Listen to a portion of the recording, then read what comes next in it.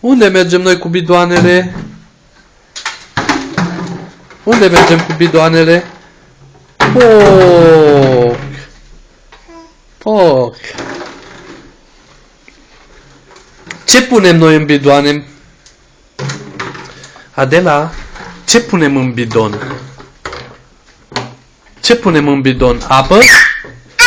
Ce punem? Apă punem.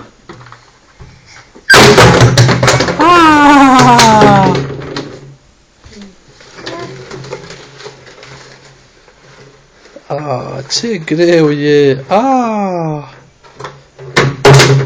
Adu la mami bidonul. Îmi dai mie? Mulțumesc. Hai, și pe asta la mulțumesc.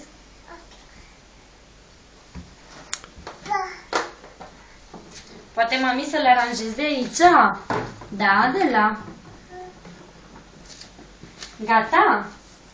Mergem după apă? Mergem după apă? Doamnele, unde le-a pus? De la ce sunt astea?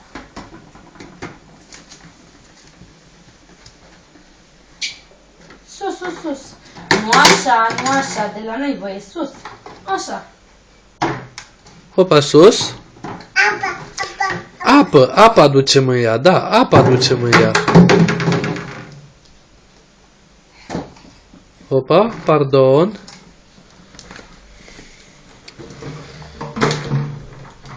Mergem după apă, mergem după apă. Da, aia să o iau eu că e mai mare.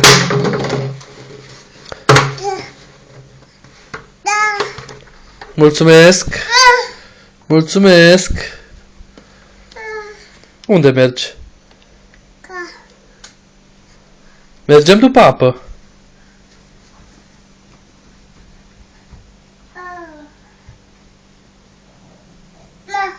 Mașina de spălat, da. Ce avem acolo în mașină? Haine. Haide, haide că mergem pa. Mergem pa.